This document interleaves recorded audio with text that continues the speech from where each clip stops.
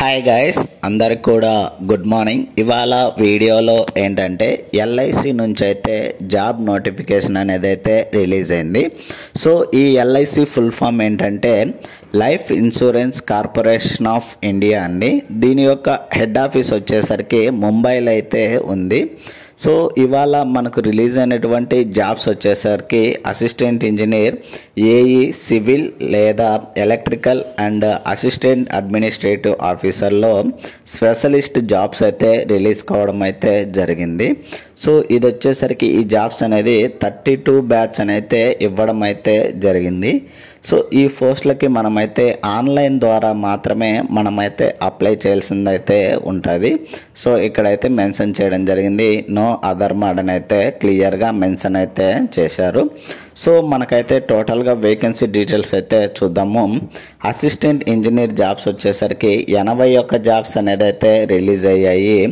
And next వచ్చేసరికి assistant administrative officer specialist వచ్చేసరికి 410 jobs అనేది అయితే రిలీజ్ కావడం అయితే జరిగింది. సో టోటల్గా మనకైతే 491 జాబ్స్ అనేది అయితే రిలీజ్ అయితే అయ్యాయి. సో వీటి గురించి అయితే చూద్దాము. ఇంపార్టెంట్ డేట్స్ ఏంటి, ఆ నుంచి అప్లికేషన్ ఫీజు ఎంత, ఆ నుంచి శాలరీ ఎంత, ఆ నుంచి ఎలిజిబిలిటీ ఏంటి అనేది అయితే చూద్దాము. సో వీడియోను ఎవరైనా కానీ కొత్తగా చూస్తున్నట్లయితే please like, share and subscribe చేసుకోవడం అయితే మర్చిపోద్దండి గైస్. సో ఇలాంటి మరిన్ని వీడియోస్ అండ్ మరిన్ని అప్డేట్స్ కోసం అయితే సో ఫస్ట్ పోస్ట్ వచ్చేసరికి మనకు అసిస్టెంట్ ఇంజనీర్ నుంచి మొత్తం మనకైతే 81 జాబ్స్ అనేది అయితే రిలీజ్ అయ్యాయి కదా. సో ఇందులో ఏఈ, సివిల్ నుంచి అయితే మొత్తం 50 జాబ్స్ అయితే రిలీజ్ కావడం అయితే జరిగింది. సో కేటగిరీ వైజ్ చూసుకుంటే ఎస్సీ వాళ్ళకి 8, ఎస్టీ వాళ్ళకి 3, ఓబీసీ వాళ్ళకి 13, ఈడబ్ల్యూఎస్ వాళ్ళకి 5, ఓసీ వాళ్ళకి వచ్చేసరికి 21 జాబ్స్ అనేది అయితే రిలీజ్ కావడం అయితే జరిగింది. నెక్స్ట్ వచ్చేసరికి ఏఈ ఎలక్ట్రికల్ వచ్చేసరికి మొత్తం 31 జాబ్స్ అనేది అయితే రిలీజ్ కావడం జరిగింది. ఎస్సీ వాళ్ళకి 4, ఎస్టీ వాళ్ళకి 3, ఓబీసీ వాళ్ళకి 8, ఈడబ్ల్యూఎస్ వాళ్ళకి వచ్చేసరికి 3 జాబ్స్, ఓసీ వాళ్ళకి వచ్చేసరికి 13 జాబ్స్ అయితే రిలీజ్ కావడం అయితే జరిగింది. సో నెక్స్ట్ వచ్చేసరికి ఫిజికల్లీ హ్యాండిక్యాప్డ్ కూడా ఇవ్వడం జరిగింది. సో ఎల్డి కేటగిరీకి 2, హెచ్ఐ వాళ్ళకు 1, ఐడి అండ్ ఎండి వాళ్ళకు వచ్చేసరికి 1 జాబ్స్ అనేది అయితే రిలీజ్ కావడం జరిగింది. అండ్ విఐ కేటగిరీ వాళ్ళకైతే ఎటువంటి జాబ్స్ లేవని అయితే చెప్తున్నారు. సో నెక్స్ట్ వచ్చేసరికి అసిస్టెంట్ అడ్మినిస్ట్రేటివ్ ఆఫీసర్ వచ్చేసరికి స్పెషలిస్ట్లో 410 జాబ్స్ అయితే రిలీజ్ అయితే అయ్యాయి. అసిస్టెంట్ అడ్మినిస్ట్రేటివ్ ఆఫీసర్ సిఏకి వచ్చేసరికి మొత్తం 30 జాబ్స్ అయితే రిలీజ్ కావడం అయితే జరిగింది. అండ్ నెక్స్ట్ సెకండ్ వన్ వచ్చేసరికి అసిస్టెంట్ అడ్మినిస్ట్రేటివ్ ఆఫీసర్లో సిఎస్ కేటగిరీకి వచ్చేసరికి మనకైతే 10 జాబ్స్ అయితే రిలీజ్ అయితే అయ్యాయి. సో నెక్స్ట్ వచ్చేసరికి అసిస్టెంట్ అడ్మినిస్ట్రేటివ్ ఆఫీసర్లో యాక్టూరియల్ వచ్చేసరికి మొత్తం మనకైతే 30 జాబ్స్ అయితే రిలీజ్ కావడం అయితే జరిగింది. సో నెక్స్ట్ వచ్చేసరికి ఈ యొక్క అసిస్టెంట్ అడ్మినిస్ట్రేటివ్ ఆఫీసర్లో ఇన్సూరెన్స్ స్పెషలిస్ట్ వచ్చేసరికి మొత్తం మనకైతే 310 జాబ్స్ అనేది అయితే రిలీజ్ కావడం అయితే జరిగింది. సో నెక్స్ట్ వచ్చేసరికి అసిస్టెంట్ అడ్మినిస్ట్రేటివ్ ఆఫీసర్ లీగల్ కేటగిరీకి వచ్చేసరికి మొత్తం 30 జాబ్స్ అనేది అయితే రిలీజ్ కావడం జరిగింది. సో ఇక్కడైతే కేటగిరీ వైజ్ అయితే ఇవ్వడం జరిగింది. వన్స్ కేటగిరీ వైజ్ కూడా చెక్ చేయడం అయితే మర్చిపోద్దండి guys.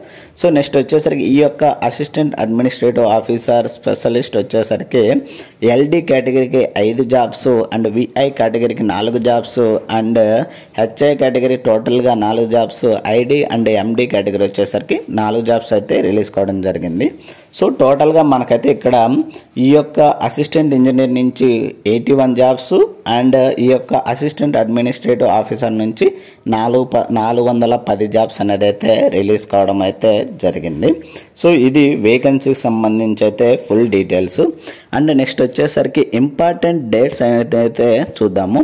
So online application starting date వచ్చేసరికి 16వ తేదీ ఆగస్ట్ 2025 స్టార్ట్ అయ్యి ఆ 8వ తేదీ సెప్టెంబర్ 2025 నాటికైతే ఎండ్ అయితే అవుతుంది. సో ఈ యొక్క ప్రిలిమినరీ ఎగ్జామినేషన్ వచ్చేసరికి టెంటేటివ్ డేట్ అనేది అయితే ఇవ్వడం జరిగింది. సో 3వ తేదీ అక్టోబర్ 2025 అని అయితే ఇవ్వడం జరిగింది. సో ఈ యొక్క ప్రిలిమ్స్ ఎగ్జామినేషన్ సంబంధించి ఆల్ టికెట్స్ వచ్చేసరికి ఎగ్జామినేషన్ 7 days బిఫోర్ అయితే మనకైతే ఆల్ టికెట్స్ అనేది అయితే రిలీజ్ చేస్తామని అయితే చెప్తున్నారు. అండ్ ఈ యొక్క మెయిన్స్ ఎగ్జామినేషన్ వచ్చేసరికి టెంటేటివ్ డేట్ అనేది అయితే ఇవ్వడం జరిగింది. సో 8వ తేదీ నవంబర్ 2025 అని అయితే ఇవ్వడం జరిగింది. సో ఇది ఇంపార్టెంట్ డేట్ సంబంధించి అయితే ఫుల్ డీటెయిల్స్ అయితే గైస్. నెక్స్ట్ వచ్చేసరికి ఎలిజిబిలిటీ విషయానికి వచ్చేసరికి మనం ఏంటంటే ఇక్కడ ఏజ్ లిమిట్, పోస్ట్ నేమ్ ఏంటి, ఆ పోస్ట్ సంబంధించి ఏజ్ లిమిట్ ఏంటి, అండ్ నెక్స్ట్ వచ్చేసరికి ఎడ్యుకేషనల్ క్వాలిఫికేషన్ ఏంటి అనేది అయితే చూద్దాము. సో ఎవరైతే అసిస్టెంట్ ఇంజనీర్ సివిల్ కేటగిరీకి అప్లై చేస్తుంటారో వాళ్ళకు వచ్చేసరికి మినిమం 21 సంవత్సరాల నుండి మ్యాక్సిమం 30 సంవత్సరాల మధ్యలో అయితే ఏజ్ లిమిట్ అనేది అయితే ఉండాలని అయితే చెప్తున్నారు. సో నెక్స్ట్ ఎడ్యుకేషనల్ క్వాలిఫికేషన్ విషయానికి వచ్చేసరికి బీఈ లేదా బీటెక్లో సివిల్ అయితే చదివి ఉండాలని చెప్తున్నారు. రికగ్నైజ్డ్ యూనివర్సిటీ లేదా ఇన్స్టిట్యూట్ నుంచి అయితే చదివి ఉండాలని అయితే చెప్తున్నారు. నెక్స్ట్ వచ్చేసరికి ఈ యొక్క అసిస్టెంట్ ఇంజనీర్ విషయానికి వచ్చేసరికి ఎవరైతే ఎలక్ట్రికల్కు అప్లై చేస్తుంటారో వాళ్ళు వచ్చేసరికి మినిమం 21 సంవత్సరాల నుండి మ్యాక్సిమం 30 సంవత్సరాల మధ్యలో అయితే ఉండాలని అయితే చెప్తున్నారు. సో అది డేట్ ఎప్పటికంటే 1 ఆగస్ట్ 2025 నాటికైతే ఇవ్వడం అయితే జరిగింది. సో ఎవరైతే అంటే ఏ డేట్ మధ్యలో ఉండాలంటే 2 ఆగస్ట్ 1995 నుండి 1 ఆగస్ట్ 2004 మధ్యలో అయితే సో ఏజ్ లిమిట్ అనేది అయితే ఉండాలని అయితే చెప్తున్నారు. సో ఎవరైతే బీఈ లేదా బీటెక్లో ఎలక్ట్రికల్ చదివింటారో రికగ్నైజ్డ్ యూనివర్సిటీ లేదా ఇన్స్టిట్యూట్ నుంచి వాళ్ళైతే దీనికైతే ఎలిజిబుల్ అని అయితే చెప్పడం అయితే జరుగుతుంది. నెక్స్ట్ వచ్చేసరికి అసిస్టెంట్ అడ్మినిస్ట్రేటివ్ ఆఫీసర్ చార్టెడ్ అకౌంటెంట్గా అప్లై చేస్తుంటారో వాళ్ళకు వచ్చేసరికి మినిమం ఏజ్ లిమిట్ వచ్చేసరికి 21 సంవత్సరాల నుండి మ్యాక్సిమం వచ్చేసరికి 32 సంవత్సరాల మధ్యలో అయితే ఏజ్ లిమిట్ అనేది అయితే ఉండాలని అయితే చెప్తున్నారు. సో డేట్ వచ్చేసరికి 2 ఆగస్ట్ 1993 నుంచి 1 ఆగస్ట్ 2004 మధ్యలో అయితే ఏజ్ లిమిట్ అనేది అయితే ఉండాలని అయితే చెప్తున్నారు. సో దీనికి ఎడ్యుకేషనల్ క్వాలిఫికేషన్ వచ్చేసరికి ఎవరైతే బ్యాచులర్ డిగ్రీ చదివింటారో రికగ్నైజ్డ్ యూనివర్సిటీ లేదా ఇన్స్టిట్యూట్ నుంచి సో వాళ్ళైతే ఎలిజిబుల్ అని అయితే చెప్తున్నారు. సో అతను ఏంటంటే associate member of institute of chartered accountant of India అయితే అయి ఉండాలని అయితే చెప్తున్నారు. అసోసియేట్ మెంబర్ అయితే అయి ఉండాలని అయితే చెప్తున్నాడు. సో ఎవరైతే అసిస్టెంట్ అడ్మినిస్ట్రేటివ్ ఆఫీసర్లో కంపెనీ సెక్రటరీగా అప్లై చేస్తుంటారో వాళ్ళకు వచ్చేసరికి మినిమం ఎడ్యుకేషనల్ క్వాలిఫికేషన్ వచ్చేసరికి 21 సంవత్సరాల నుండి మ్యాక్సిమం 30 సంవత్సరాల మధ్యలో అయితే ఏజ్ లిమిట్ అనేది అయితే ఉండాలని అయితే చెబుతున్నారు. సో ఎవరైతే బ్యాచులర్ డిగ్రీ చదివింటారో రికగ్నైజ్డ్ యూనివర్సిటీ లేదా ఇన్స్టిట్యూట్ నుంచి వాళ్ళైతే దీనికైతే ఎలిజిబుల్ అని అయితే చెప్పడం అయితే జరుగుతుంది. నెక్స్ట్ వచ్చేసరికి ఎవరైతే యాక్చురియల్ జాబ్స్కి అప్లై చేస్తుంటారో వాళ్ళకు వచ్చేసరికి మినిమం 21 సంవత్సరాల నుండి మ్యాక్సిమం 30 సంవత్సరాల మధ్యలో అయితే ఏజ్ లిమిట్ అనేది అయితే ఉండాలని అయితే చెప్తున్నారు. అండ్ నెక్స్ట్ వచ్చేసరికి ఎడ్యుకేషనల్ క్వాలిఫికేషన్ వచ్చేసరికి ఎవరైతే బ్యాచులర్ డిగ్రీ చదివింటారో రికగ్నైజ్డ్ యూనివర్సిటీ లేదా ఇన్స్టిట్యూట్ నుంచి వాళ్ళైతే ఎలిజిబుల్ అని అయితే క్లియర్గా అయితే ఇక్కడ చెప్పడం అయితే జరుగుతుంది. నెక్స్ట్ వచ్చేసరికి ఎవరైతే ఇన్సూరెన్స్ స్పెషలిస్ట్గా అప్లై చేస్తుంటారో వాళ్ళకు వచ్చేసరికి మినిమం 21 సంవత్సరాల నుండి మ్యాక్సిమం 30 సంవత్సరాల మధ్యలో అయితే ఏజ్ లిమిట్ అనేది అయితే ఉండాలని అయితే చెప్తున్నారు 1 ఆగస్ట్ 2025 నాటికి. సో నెక్స్ట్ ఎడ్యుకేషనల్ క్వాలిఫికేషన్ వచ్చేసరికి ఎవరైతే బ్యాచులర్ డిగ్రీ చదివింటారో రికగ్నైజ్డ్ యూనివర్సిటీ లేదా ఇన్స్టిట్యూట్లో వాళ్ళైతే ఎలిజిబుల్ అని అయితే చెప్పడం అయితే జరుగుతుంది. సో నెక్స్ట్ వచ్చేసరికి ఎవరైతే అసిస్టెంట్ అడ్మినిస్ట్రేటివ్ ఆఫీసర్లో లీగల్కి అప్లై చేస్తుంటారో వాళ్ళు వచ్చేసరికి మినిమం 21 సంవత్సరాల నుండి మ్యాక్సిమం 32 సంవత్సరాల మధ్యలో అయితే ఏజ్ లిమిట్ అనేది అయితే ఉండాలని అయితే చెప్తున్నారు. సో నెక్స్ట్ డేట్ వైజ్ చూసుకుంటే 2 ఆగస్టు 1993 నుండి 1 ఆగస్టు 2004 మధ్యలో అయితే ఏజ్ లిమిట్ అనేది అయితే ఉండాలని అయితే చెప్తున్నాడు. సో ఎవరైతే బ్యాచిలర్ డిగ్రీ ఇన్ లా చదివింటారో రికగ్నైజ్డ్ యూనివర్సిటీ లేదా కాలేజీలో అయితే చదివింటారో వాళ్ళైతే ఎలిజిబుల్ అని అయితే చెప్తున్నారు. ఇంకోటి ఏంటంటే వాళ్ళకు మినిమం 50% మార్క్స్ అయితే వచ్చిండాలని అయితే చెప్తున్నారు. ఆల్ సెమిస్టర్స్ అండ్ ఇయర్స్ అయితే వచ్చిండాలని అయితే చెప్తున్నారు.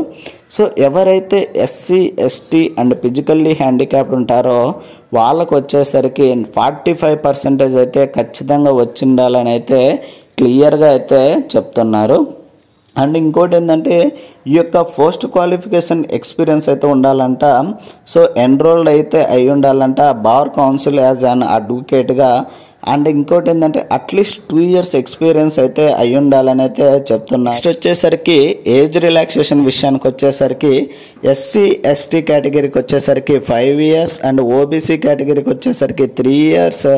అండ్ ఎవరైతే ఫిజికల్లీ హ్యాండిక్యాప్డ్లో జనరల్ కేటగిరీ ఉంటారో వాళ్ళకు వచ్చేసరికి 10 years ఇవ్వడం జరిగింది.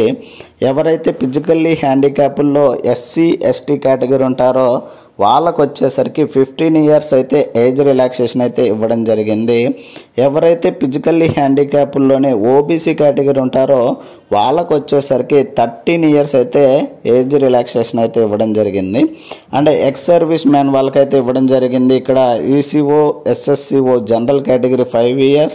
అండ్ ఎవరైతే ఎక్స్ సర్వీస్ మ్యాన్ వాళ్ళు ఎస్సీ ఎస్టీ కేటగిరీ ఉంటారో వాళ్ళకు వచ్చేసరికి 10 years. ఎవరైతే ఎక్స్ సర్వీస్ మ్యాన్లో ఓబీసీ కేటగిరీ ఉంటారో 8 years అయితే ఇవ్వడం జరిగింది. అండ్ ఎవరైతే కన్ఫర్మ్డ్ ఎల్ఐసి ఎంప్లాయీస్ ఉంటారో వాళ్ళకు వచ్చేసరికి ఫర్దర్ ఏజ్ రిలాక్సేషన్ వచ్చేసరికి 5 years అయితే ఇవ్వడం అయితే జరిగింది. సో ఇది ఏజ్ రిలాక్సేషన్ సంబంధించి. అండ్ నెక్స్ట్ వచ్చేసరికి మనకైతే శాలరీ విషయానికి వచ్చేసరికి మంత్లీ మనకైతే శాలరీ 88,635 రూపాయలు అయితే మనకైతే శాలరీ అనేది అయితే ఇవ్వడం జరిగింది. అండ్ నెక్స్ట్ అదర్ అలవెన్సెస్ కూడా ఇవ్వడం అయితే జరుగుతుంది. ఎక్సెట్రా మనకైతే ఇవ్వడం అయితే జరుగుతుంది. అప్లికేషన్ ఫీజు విషయానికి వచ్చేసరికి సో ఎవరైతే SC ST and physically handicapped ఉంటారో వాళ్ళకు వచ్చేసరికి ఇంటిమేషన్ ఛార్జెస్ వచ్చేసరికి 85 రూపాయలు ప్లస్ వాళ్ళకి ఏంటంటే జిఎస్టీ ప్లస్ ట్రాన్సాక్షన్ ఛార్జెస్ అయితే పేమెంట్ అయితే చేయాల్సిందైతే ఉంటుంది. అండ్ ఎవరైతే OC OBC and EWS candidates ఉంటారో వాళ్ళకు వచ్చేసరికి application fee and information charges వచ్చేసరికి 700 rupees plus GST plus transaction charges వచ్చేసరికి మనమైతే అన్నీ కలిపి అమౌంట్ అయితే కట్టాల్సిందైతే ఉంటుంది. So intimation charges plus application fee charges వచ్చి 700 రూపీస్ అయితే అండ్ దాంతోపాటు జిఎస్టీ ప్లస్ ట్రాన్సాక్షన్ ఛార్జెస్ అయితే పడతాయని అయితే చెప్తున్నారు.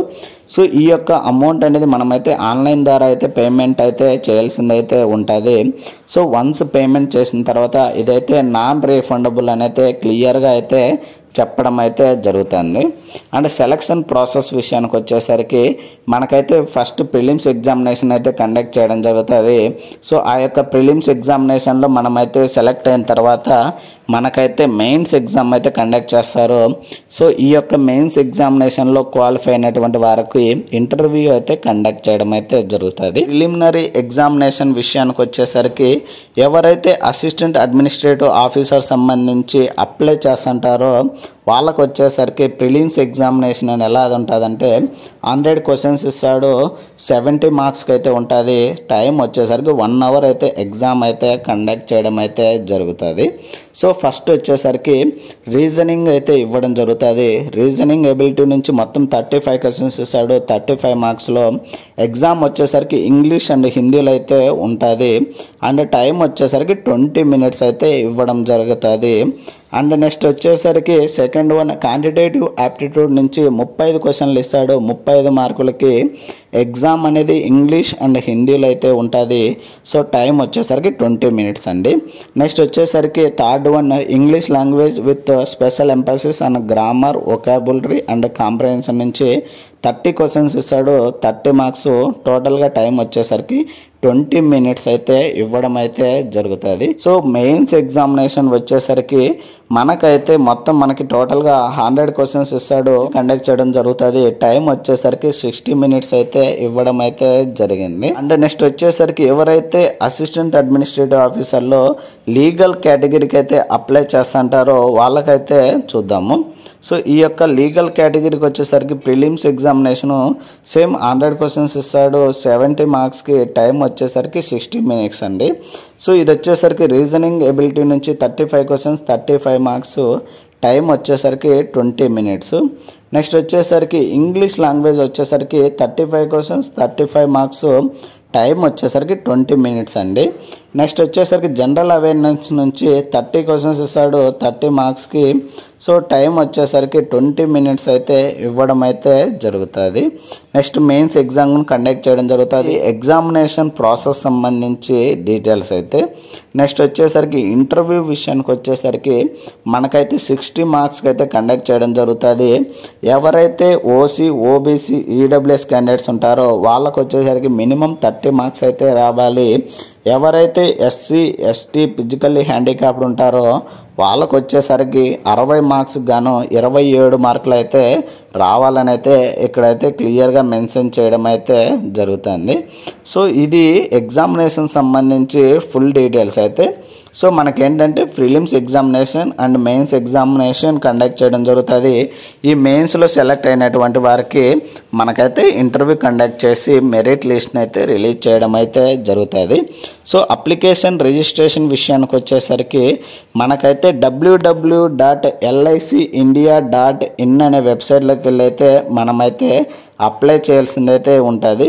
సో ఈ యొక్క అప్లికేషన్ వచ్చేసరికి మనమైతే ఆన్లైన్ ద్వారా అప్లై చేయాలి. అండ్ పేమెంట్ కూడా ఆన్లైన్ ద్వారా అయితే పేమెంట్ అనేది అయితే చేయాల్సిందైతే ఉంటుంది. సో ఇది ఎల్ఐసికి సంబంధించి ఫుల్ డీటెయిల్స్ అయితే గైస్. సో ఇలాంటి మరిన్ని వీడియోస్ అండ్ మరిన్ని అప్డేట్స్ కోసం అయితే please like, share and subscribe చేసుకోవడం అయితే మర్చిపోతుంది guys. Thank you for watching.